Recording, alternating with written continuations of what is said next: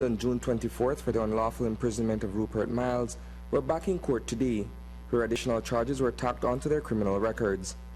We saw a showing of women particularly.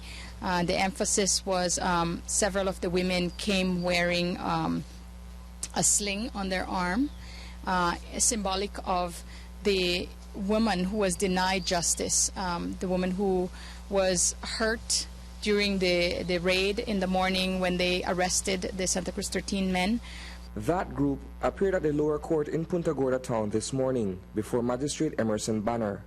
Their indictment stems from an incident 2 days prior to their arrest, during which Miles was handcuffed and roped by residents on the instruction of the alcalde.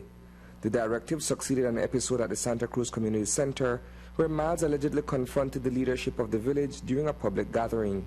Today, the men involved were further accused of assaulting Miles during his apprehension. When we got to court this morning, we were informed that additional charges would be levied, and that indeed happened. There was an additional charge of common assault in addition to the unlawful imprisonment. Now, this common assault charge was only levied against 11 of the Santa Cruz 13. While the men were also indicted for physically attacking Miles, one of the women who was said to have been injured during the pre-dawn police roundup a few days later was reportedly disregarded by Punta Gorda police when she attempted to file charges against fellow officers for manhandling her. One of the ladies from our villages was hurt by the police officers, and when she came to file charges, she was denied the opportunity to bring charges against the police officers who caused harm upon her. And so the women this morning came out to make a statement to say that they stand behind the woman who was denied justice, because, you know, when we in our hearts we believe that justice should be for all peoples, no matter what your race, no matter what your color, no matter what your gender, no matter what your ethnicity. It is against this backdrop that program coordinator Pablo Miss of the Maya Leaders Alliance mounts a position.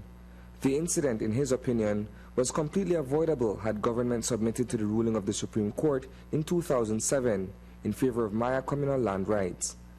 It's important that we frame this Santa Cruz incident within the larger struggle of the Maya people and of poor people and marginalized people in Belize. This brought out the various gaps that exist in the protection of poor people, particularly the Maya people. This incident did not have to happen. Had the government of Belize complied with the 2007 Supreme Court orders, there's no dispute to the fact that Santa Cruz owns all that land, including Ushbenka. We see then this as an opportunity for the government and for all of us to draw lessons from and again impress upon the authorities for the need to sit with the Maya people and now begin to look at the Caribbean Court of Justice order. It's been many months and we haven't heard a single word formally from the government, even after repeated requests from the Maya leaders to begin the process of dialogue. Ahead of that discussion is the issue of Miles' eviction from the mound he is presently occupying at the entrance of Ushbenka. His perch atop the sacred relic has long since been a source of contention among villagers. Those that attempted to settle the land before him were successfully removed from the area.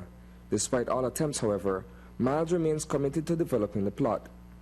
I was just there this Sunday, and the villagers again were very concerned because the gentleman continues to pay his father-in-law to denude the hill. He is, as we speak, continuing to expand, clearing the mound and planting coconuts and other crops on the mound. So that's as much as it is. There is a level of urgency on the part of the village, particularly on the association that is tasked, the community association that is tasked to manage that site. Where it concerns the additional charges brought against the Santa Cruz 13, Magnuson told News 5 that a reason is yet to be provided.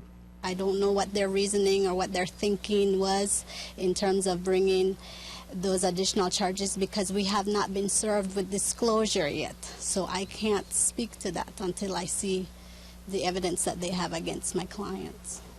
That being said, there is also no reason at this point as to why there's a tardiness in the levying of these additional charges, correct?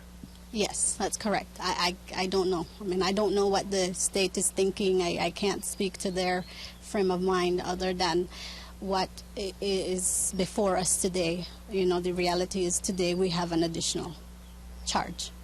Reporting for News 5, I am Isani Kayatano.